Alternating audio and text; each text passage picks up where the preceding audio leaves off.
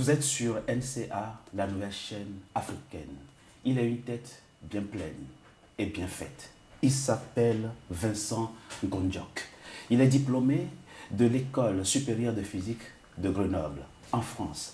Ingénieur, il a fait sa spécialisation à l'Institut national des sciences et techniques nucléaires avant de commencer sa carrière au commissariat à l'énergie atomique. Mais l'ingénieur camerounais est également écrivain, auteur de livres Construction d'un État développementaliste communautaire, le Cameroun, projet de politique de développement à partir du maillage des communautés locales. Mais de quoi s'agit-il concrètement quand on parle d'État développementaliste? Nous le recevons en personne pour en parler. Il est notre invité. Vincent Gondjok, bienvenue.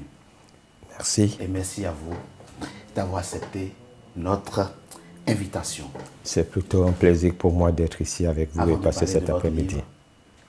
Parlons de ce brillant parcours qui est le vôtre.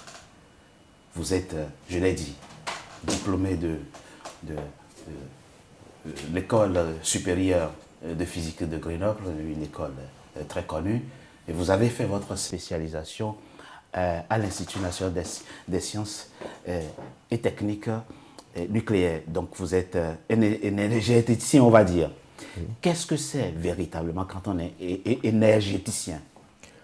Je dirais, en ce qui me concerne, c'est quelque chose d'assez complexe parce que je commence d'une certaine manière à apprendre l'énergie qui pourrait nous être très utile pour évoluer vers des énergies, notamment le nucléaire, qui à ce moment-là semblait être extrêmement éloigné de nous.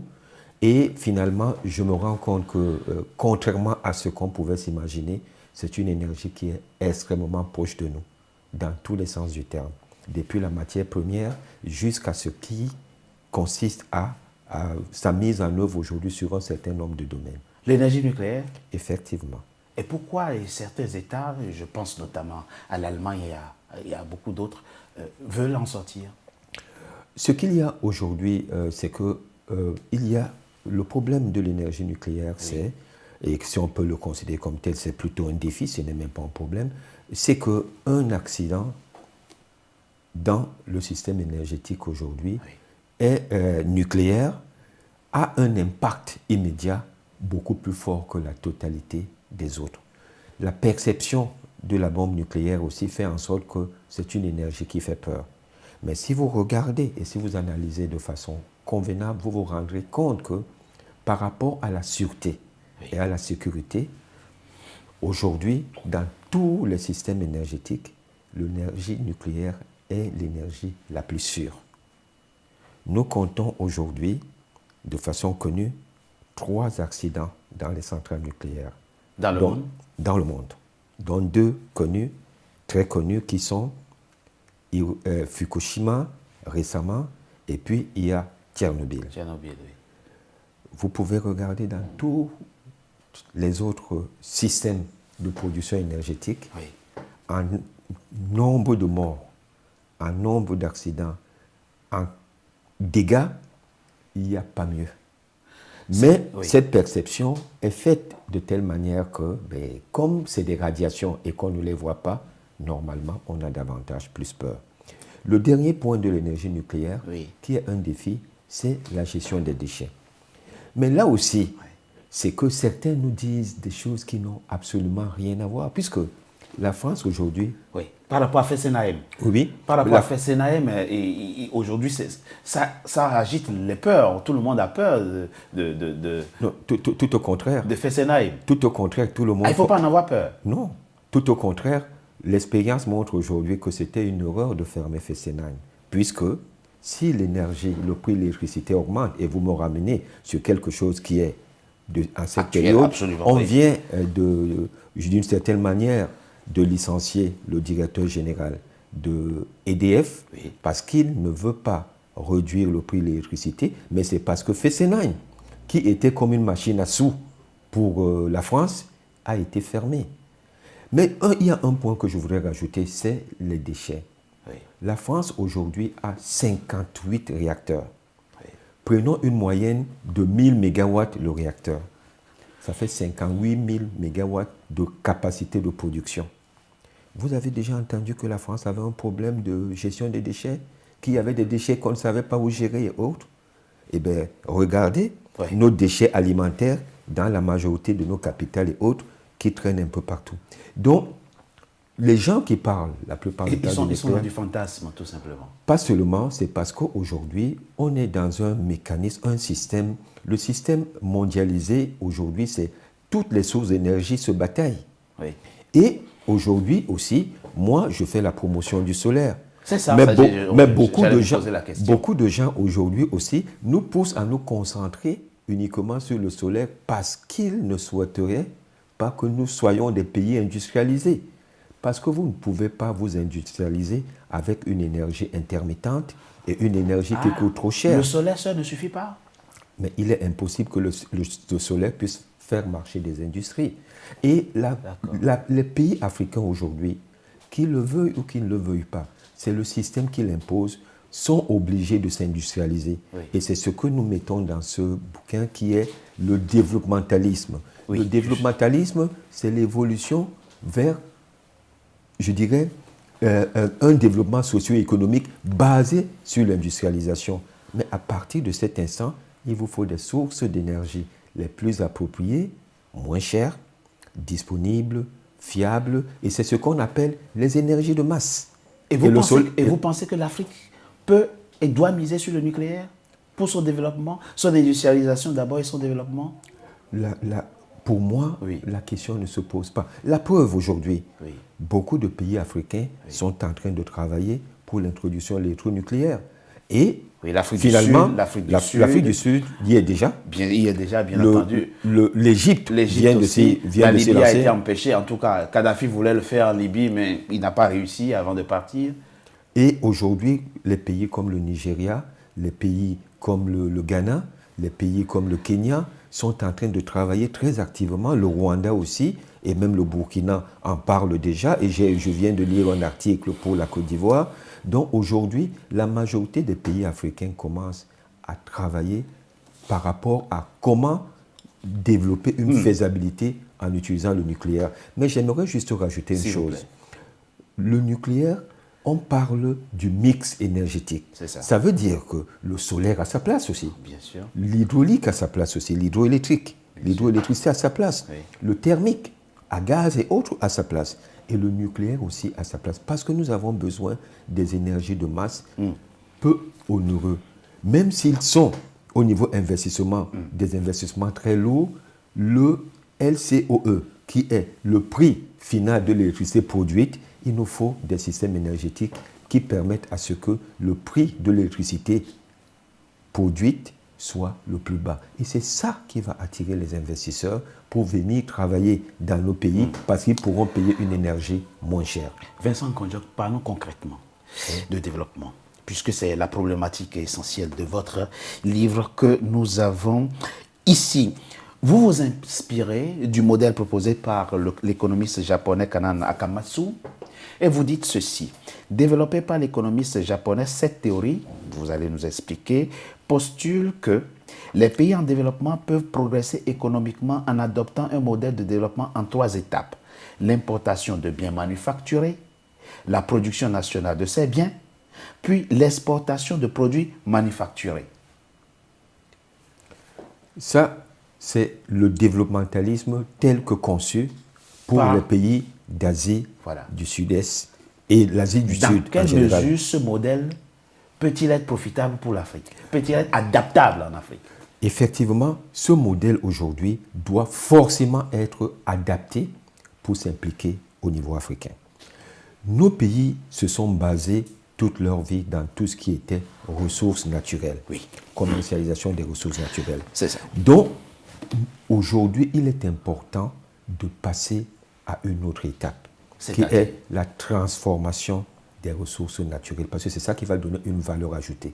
Et c'est ça aussi qui va permettre à ce que nous repartissions les richesses, parce que ça va créer des emplois. Et cette transformation est forcément industrielle. Transformation locale, vous voulez dire? Impérativement. D'accord. Nous avons des mines, nous avons du pétrole, nous avons du gaz, pour la plupart que nous exportons de manière brute, et nous importons de l'essence Raffiné. Du gaz, Oui. du gaz, nous importons du gazole et ainsi de suite. Nous avons aussi au niveau de l'agriculture, nous produisons du cacao, Oui. nous achetons du chocolat. Oui. Nous produisons du café, Oui. nous achetons du café torréfié et ainsi de suite. Oui. Il est important aujourd'hui que nous passions à une autre phase. Nous commercialisons du bois, nous importons des meubles et qui, la plupart du temps, ne sont même pas en bois. Donc, tant qu'on n'a pas évolué vers cette phase-là, il ne nous sera pas possible de nous développer. Et quel que soit ce que les gens nous disent d'une manière ou d'une autre, ça ne changera pas. Il est important que nous évoluions vers ça. Vincent Ngondjok, parlons très concrètement. Et voyons si on n'est pas aussi souvent dans du slogan ou du fantasme. Je vais dans un centre commercial à Abidjan. Puis là, c'est un cas concret que nous allons aborder. Une dame m'approche avec du chocolat et me dit, monsieur, ça c'est du chocolat made in Côte d'Ivoire. Je vous prie de l'essayer. Il est très bon. C'est un chocolat de très bonne qualité. Moi, je suis impressionné. Je ne savais même pas qu'on transformait déjà le cacao en chocolat en Côte d'Ivoire. Mais je lui pose la question, et madame, ça marche? Elle me dit, non, ça ne marche pas. Je dis, mais pourquoi ça ne marche pas? Elle dit, ah, les Ivoiriens n'aiment pas consommer du chocolat, vous savez. En plus, c'est 2000 la plaquette. Et elle me présente à côté du café, torréfié en Côte d'Ivoire. Je ne savais pas non plus, elle me dit, c'est du café made in Côte d'Ivoire. Et j'ai dit, mais et ça marche? Elle dit, ah, ça là non plus, ça ne marche pas. Je dis, pourquoi? Elle dit, parce que les Ivoiriens au petit déjeuner ne prennent pas du café, vous savez, monsieur. Alors, monsieur Vincent Ngondjok, pour quel marché voulons-nous transformer? Voulons-nous que la Côte d'Ivoire transforme localement son café, son cacao, si les Ivoiriens, y compris les gens de la sous-région, ne sont pas consommateurs?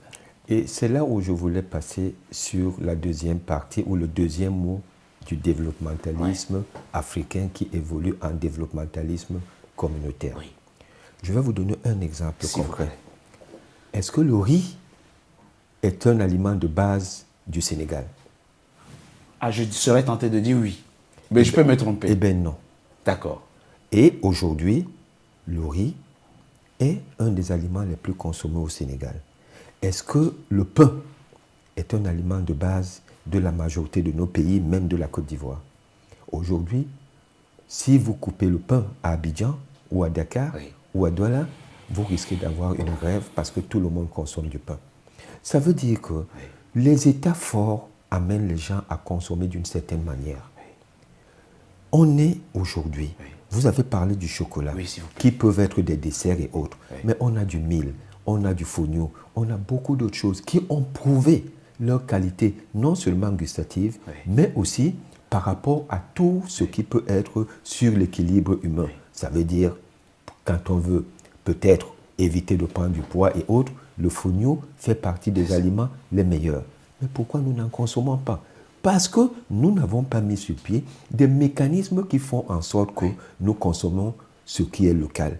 On nous a toujours inculqué que ce qui vient de l'étranger est meilleur. Et je ne suis même pas d'accord quand on dit que l'Ivoirien ne consomme pas du chocolat. Ah, mais vous avez compris, monsieur Ngondjok, la problématique. Quand il est à 100 000 par mois, et il doit payer le loyer, nourrir sa femme et ses enfants, combien de fois peut-il se permettre d'acheter une tablette de chocolat à 2 000 francs ou à 1 500 francs? Le problème aujourd'hui, c'est que le marché est extrêmement localisé. Est-ce que quelqu'un qui produit à Abidjan, dans le système de la CEDEAO ou même de l'UMOA, devrait dire que l'Ivoirien ne consomme pas le cacao? Il devrait dire le Ouest africain ne consomme pas le cacao, le chocolat. Et malheureusement, et là aussi, c'est là où les États forts peuvent faire en sorte que le produit qui est fait à Abidjan se retrouve à Dakar, au Bénin, et à Lomé, etc. Sans beaucoup de difficultés. Et si ça ne marie pas nos habitudes alimentaires, qu'est-ce qu'on fait? Les autres vont nous fermer leur marché, l'extérieur. Le problème n'est pas si ça ne marie pas nos habitudes alimentaires. Le problème est, est-ce que c'est un aliment bon pour nous comme il est bon pour l'Européen? La réponse est oui. Donc ça veut dire qu'on peut amener les Africains, les Ivoiriens à consommer davantage leur chocolat. Et je vais vous dire une chose. Dans le chocolat, il y a énormément de fer. Et que ce soit beaucoup de nos femmes qui enceintes et autres, beaucoup d'enfants se retrouvent anémiés, souvent manque de fer et ainsi de suite. Le mettre dans les habitudes alimentaires, normalement, c'est à nous de développer cela. C'est à nous de développer nos cultures. Aujourd'hui, la tchéké se mange partout. Il y a 20 ans, on connaissait la tchéké quelque part, mais l'Ivoirien a permis aujourd'hui à ce que, en force de manger son attiéké, même en vivant en Europe, fait en sorte que le Sénégalais, le Camerounais, le Béninois et autres, tout le monde mange l'attiéké ivoirien et qui aujourd'hui commence, et peut-être, pourquoi pas, si on fait encore davantage de promotion, pourrait supplanter le riz dans notre culture alimentaire. On va avancer dans cette émission, Monsieur Nkondiok. Après avoir donc exposé le modèle proposé par l'économiste japonais, importer, produire localement et puis exporter, et à la question comment ce modèle s'adapte-t-il en Afrique, vous répondez. En s'adaptant au contexte de l'Afrique subsaharienne, cette théorie inspire le Cameroun et les pays de la région à adopter un développement industriel autocentré. Cela signifie que le Cameroun mettra l'accent sur le développement de ses propres industries en exploitant au maximum ses ressources locales et son capital humain, réduisant ainsi la dépendance aux importations et renforçant son autosuffisance économique. Sauf que le tissu industriel est quasi inexistant, monsieur. Je vais y arriver. Oui. Mais vous voyez l'avantage que nous avons. Oui. Les autres, ils importent la matière première, ils transforment Et ils nous vendent. et ils vendent. Oui. Nous, on a la matière première, on transforme et on vend. Donc on a déjà un grand avantage. On a un meilleur rendement parce que la production de la matière première redistribue une certaine partie de la richesse, mais avec un niveau beaucoup plus bas parce que la matière première coûte moins cher. La transformation, on écrème encore davantage et donc d'une certaine manière reste au niveau local beaucoup plus de moyens. Oui. Ça, c'est une chose. Donc aujourd'hui, nous avons même un avantage par rapport à tous les autres. On peut aller beaucoup plus vite. Mais si les autres nous ferment leur marché, Le problème... vous voyez ce que Trump fait maintenant en mettant 25% Vous de parlez, taxes sur vous parlez Oui. si les autres nous ferment leur marché. Oui. Le marché de l'Afrique de l'Ouest, à lui tout seul, il est de combien? Le marché de l'Afrique centrale, le marché de l'Afrique en général. On a toujours tendance à nous dire que, parce que notre masse monétaire n'est pas toujours visible, parce qu'elle ne passe pas dans les banques et autres, que nous n'avions pas de marché. Mais est-ce que c'est vrai? Moi, ce qui est surprenant, c'est que nous avons de très grands économistes, nous avons de très grands financiers, et c'est à eux de venir nous dire ce que vaut nos marchés. Ah, ce que vous vaut voyez le marché. C'est la très quantité, intéressant ce que vous la dites. quantité Oui. de champagne qu'on boit dans nos pays, la quantité de vin importé. Regardez une voiture Mercedes qui sort aujourd'hui en Allemagne. Dans une semaine, il est en Côte d'Ivoire, il est à Dakar, il est au Cameroun, il est en RDC. Donc, d'une certaine manière, on a toujours tendance à nous dire notre marché est très faible, les échanges commerciaux sont ceci et autres, mais on oublie que ce n'est pas vrai. C'est parce que notre marché, en réalité, il est uniquement destiné vers l'achat hors de notre continent. Mais si notre marché était tourné vers l'achat à l'intérieur de notre continent, nous-mêmes, nous le redévelopperons encore davantage. Ce que vous dites, Vincent Nkondiok, contraste avec ce que me dit un viticulteur sud-africain un jour en escale, je crois, à Addis Abeba. Il me dit, moi je suis producteur de vin, il est sud-africain. Oui. Si la filière marche encore, c'est grâce aux quotas que les pays occidentaux nous réservent, parce que les Sud-Africains ne consomment pas du vin. Ils ont leur boisson locale. D'abord, c'est trop cher pour eux. Et nous, on est obligé de mettre un prix. Tu sais, le coût de la production a un coût.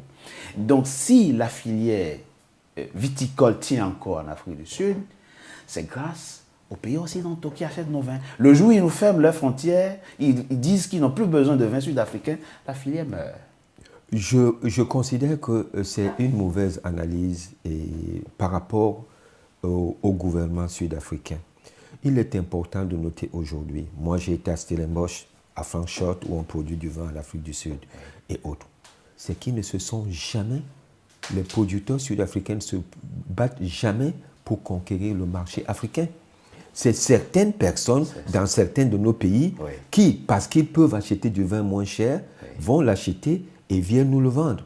Et d'autre part aussi, nous, les Africains, on n'a jamais compris que le vin sud-africain peut même être meilleur pour nous que le vin français, européen. c'est ça. Je vais vous dire pourquoi. Oui. Le vin sud-africain, au niveau des cépages, c'est du Shiraz, en grande partie. Oui. En réalité, vous le retrouvez un peu dans le Côte-du-Rhône, Oui. et d'une certaine manière, et autres. Donc, c'est du Shiraz. Et le Shiraz a cette particularité d'être beaucoup plus, j'utiliserai un mot usuel, râpeux. C'est-à-dire, il est beaucoup plus fort. Donc, pour nous qui consommons très épicé, C'est ça. pour nous qui mangeons beaucoup de piment, c'est le meilleur vin. Mais ce qu'il y a aujourd'hui, vous arrivez à Abidjan, si vous ne sortez pas un château Pétrus pour quelqu'un d'un très haut niveau, C'est vrai. il considère que vous n'avez pas sorti le meilleur vin. Pourquoi? Parce qu'on a inculqué à l'Africain que le meilleur vin ne peut venir que dans la région bordelaise. Je ne dis pas qu'il n'y a pas de très très très bon vin dans cette région, Bien sûr. mais je dis simplement que c'est que les habitudes alimentaires, on les cultive. Si aujourd'hui, on nous met avec du vin sud-africain, on fait la promotion du vin sud-africain uniquement, ça va faire un très grand marché. Et j'ai aussi j'ai quelqu'un que je lis de temps en temps, et autres, et qui a souvent des positions que je ne partage peut-être pas complètement, mais qui pour moi sont des positions souvent extrêmement fortes, et il savait que ça a été un camarade de classe qui s'appelle Pougala, et qui m'a fait comprendre que même ces vignes, moi toute ma vie, je n'ai jamais imaginé qu'on pouvait faire des vignes dans les pays africains. Et c'est par là où je l'ai compris, par lui que je l'ai compris. À Et cause du effectivement, climat. quand je suis parti dans des pays comme l'Algérie, le Maroc et autres, j'ai été surpris de voir des vignes dans des zones qui ne sont pas différentes à nos zones. Quand j'ai été en Afrique du Sud, c'est sûr qu'à Stellenbosch, c'est très différent de ce que... Mais le même climat que tu trouves à Stellenbosch, vous pouvez le trouver en Namibie, vous pouvez le trouver au Zimbabwe et autres. Pourquoi on n'y produit pas de vin? Vous pouvez le trouver dans la zone montagneuse de l'ouest du Cameroun et autres. Vous pouvez le trouver dans les plateaux de la Damawa au Cameroun. Pourquoi le gouvernement n'essaye pas de pousser à ce qu'on puisse aussi commencer à développer? Et c'est ça que nous développons dans ce livre, c'est la notion de terroir. Absolument. Et la capacité productive des localités. Et là, vous venez de parler, donc, d'interpeller nos gouvernements.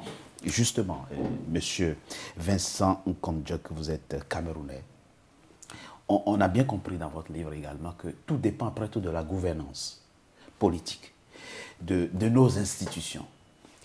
Votre pays va avoir une élection présidentielle bientôt. L'actuel président va sans doute être candidat pour un 8e mandat.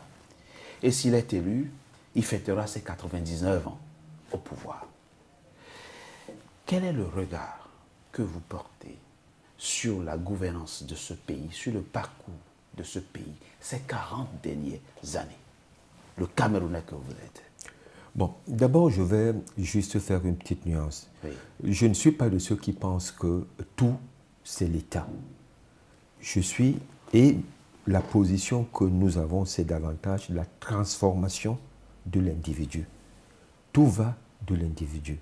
Nous, en tant qu'individus, en tant que citoyens, nous devons d'une certaine manière évoluer. On a parlé des habitudes alimentaires tout à l'heure et autres. Nous devons évoluer et si on veut parler de consommer local, c'est nous qui consommons, donc c'est nous qui devons consommer local. Oui. Ça, c'est un premier point. Mais il faut avoir le pouvoir d'achat.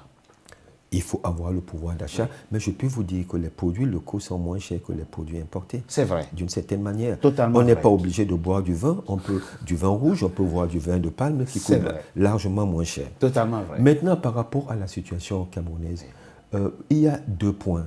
Et l'âge du président et il y a la durée au pouvoir. Moi, en réalité, l'analyse que je fais, c'est davantage la durée qui est problématique. Parce que quand on fait un certain nombre d'années dans n'importe quelle position, on ne se renouvelle plus. Et c'est pour cela que partout où je suis passé, je suis dans une logique de 7 à 10 ans. Je considère que c'est un maximum. Et on ne peut plus se renouveler. La problématique aujourd'hui, c'est que le système, ce n'est pas un homme, c'est le système en place est arrivé à bout de souffle et ne peut plus d'une certaine manière se renouveler. Donc il est important aujourd'hui qu'il y ait un mécanisme de changement qui va faire en sorte que nous ayons un nouveau système qui viendra avec une vision beaucoup plus appropriée. J'ai parlé de vision.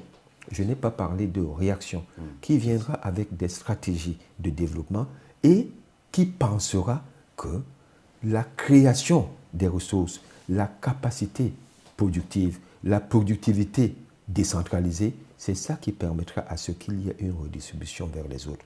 Aujourd'hui, on se contente du peu d'argent que nous avons au niveau des impôts et autres, qui ne peut pas suffire à la population camerounaise qui croît beaucoup plus vite que son développement économique. Donc ça veut dire qu'aujourd'hui, il faut rebooster le mécanisme économique pour qu'il puisse être capable de produire. Mais quand on est à bout de souffle parce qu'on ne peut plus se renouveler, on est plutôt là pour gérer le quotidien, vous comprenez très bien que les choses ne peuvent aller que négativement. Vous êtes optimiste pour votre pays, le Cameroun, notamment en ce qui concerne le Cameroun après Paul Biya, l'homme n'étant pas éternel. Ce livre est un livre d'optimisme.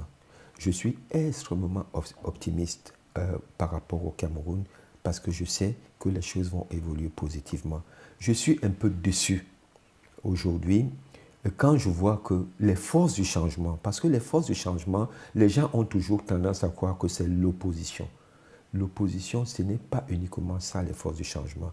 Il y a des gens aujourd'hui qui sont dans le système, qui ont des positions très élevées et qui font partie des forces du changement. Il y a des gens aujourd'hui avec des positions les plus élevées, mais quand ils doivent même avoir un droit par rapport à leur travail quotidien, ils sont obligés de payer le système.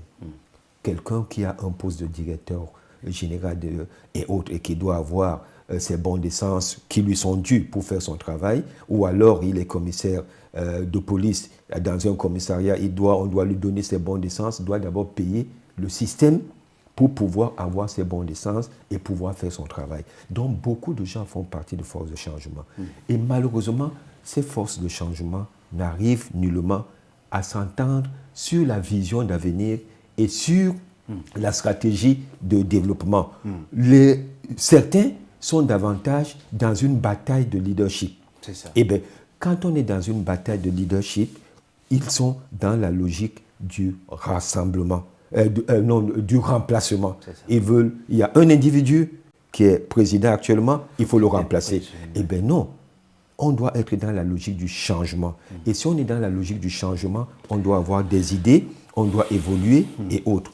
Et je vais vous donner juste un petit exemple. S'il vous plaît. Aujourd'hui, il y a, et je l'ai appris que très récemment, moi je parlais de 25 000 bureaux de vote, il y a 28 100 bureaux de vote au Cameroun. Il n'y a pas un seul parti d'opposition qui peut être capable d'avoir des scrutateurs sur 15 000 bureaux de vote.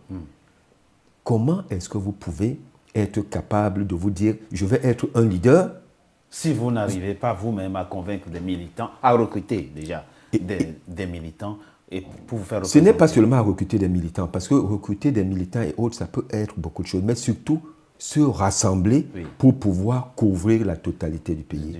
Et aujourd'hui, c'est possible, mais ce n'est pas possible parce que quelqu'un va devenir le leader. C'est possible parce qu'on va partager les mêmes idées, la même vision, et on va œuvrer, et le leader se dégagera simplement dans le mécanisme. Et c'est pour cela que nous, depuis quelque temps, nous parlons et nous disons qu'il faudrait peut-être qu'il y ait des assises des forces du changement.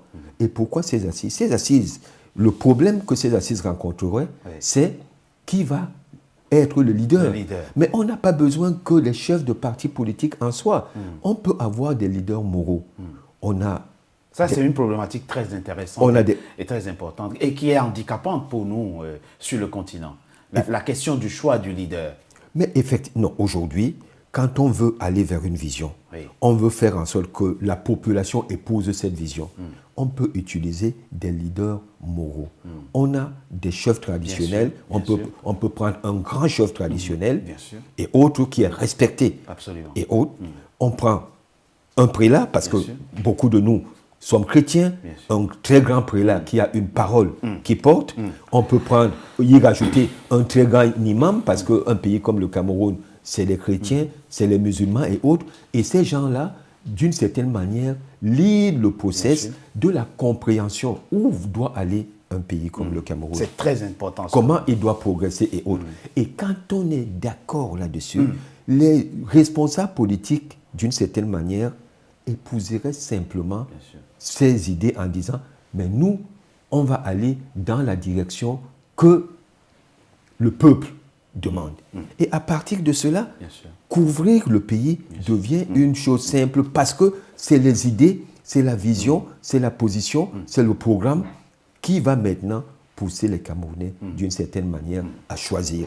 Mais tant qu'on sera toujours là à dire, ben voilà, oh, ben c'est tel le leader, c'est tel, moi j'ai plus de députés, donc tout le monde doit être derrière moi. Non, moi j'ai été le deuxième aux élections précédentes, tout le monde doit être derrière moi. Qu'est-ce qui se passe? On se retrouve à ne discuter que des problèmes tribaux. Merci Vincent Nkondjonk, et ce que vous dites est d'autant plus intéressant que la réflexion existe déjà. On a pensé que la décentralisation pourrait être un levier est possible, sauf qu'on l'applique presque jamais. On est décentralisé que sur le papier, mais il n'y a jamais eu de vrai transfert de compétences et de moyens des mains de l'État central aux collectivités locales. Peut-être faudra-t-il passer par là. En tout cas, merci Vincent Nkondjonk d'avoir été notre invité. Vous êtes ingénieur, énergéticien, vous êtes chef d'entreprise aussi, écrivain, on l'a vu, vous êtes auteur de Construction d'un État développementaliste communautaire, le Cameroun, projet de politique de développement à partir